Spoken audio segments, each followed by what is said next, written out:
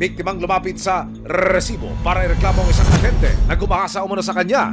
Ninakawan pa raw siya ng cellphone matapos siyang pagsamantalakan. Pagkatapos ko gumamit ng CR, lumabas po, wala na po yung cellphone ko. Si Arnel, nawala na rin daw na parang bula. Nagtanong po ako dun sa supervisor ng apartel. Di daw nila napansin yung tao na yun na lumabas. Sinubukan ni Olivia na kontakin ang nakausap niya sa Facebook na siyang nag-alok ng racket. Dito na niya nalaman na nahack din pala ang account na ito.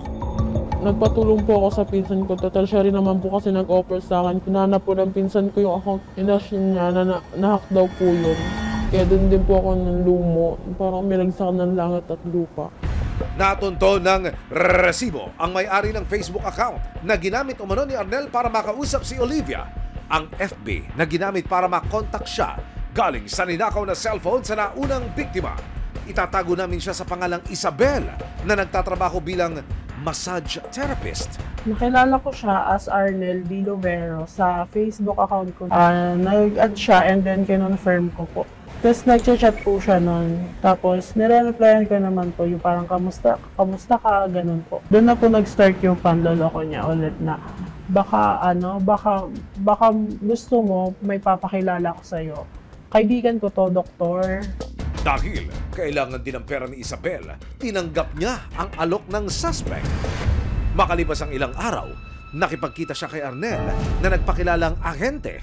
Pahiram na lang ng cellphone mo. I-wallpaper mo na lang yung picture mo. Lagyan mo na lang ng password. Una niya pong hiram ng phone ko. Pinapasok niya po ako sa loob ng pero hindi po ako pumasok. And then nagtatago po ako sa may gilid. Nakita niya po ako. Tapos nilapitan niya ako. Ang sabi niya sa akin, "Oh, eto na nga yung cellphone mo. Wala ka talagang tiwala." Nabalik niya na po. Kinuha niya po ulit sa akin. Sabi niya, nandiyan na, nakita ko na yung auto ni Doc. Pero ang ipinangakong kliyente, drawing din daw at nang hiramin ni Arnel ang cellphone ni Isabel, biglang naman daw itong nawala. Diyan ka lang, nakita ko na, kinawayan na ako. And then binigay ko na po yung phone ko. Wala na po siya. Nag-type ako ng 10 minutes, wala na po.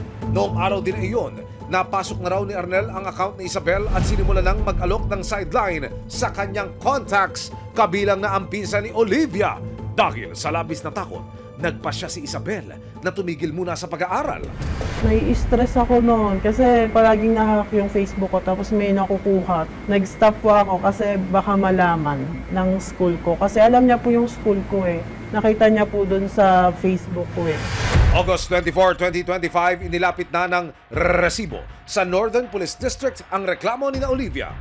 September 11, 2025, ikinasa na ng Northern Police District Special Operations Unit ang entrapment operation. Si Arnel, lume-level up na sa panloloko. Hinihingian na niya si Isabel ng pera para ibalik ang cellphone. Ano sinabi sa'yo?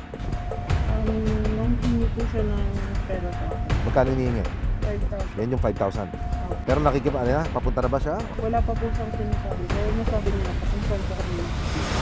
Ito ang ginamit ng mga operatiba na pagkakataon para ma-entrap si Arnel. Ang kanyang mga biktima, ninakawan niya na, ginagasan niya pa. Pagkatapos, pinipiktura niya. Tapos, pinapag-blackmail niya to sa kanyang mga biktima. Okay na ba? Sir. Clear? Sir. May hiniing ka ba, sumbong o reklamo?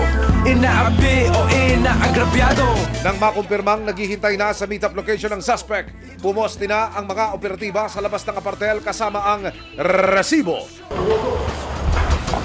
Ipagtanggol ang api, iwaksi ang tiwala.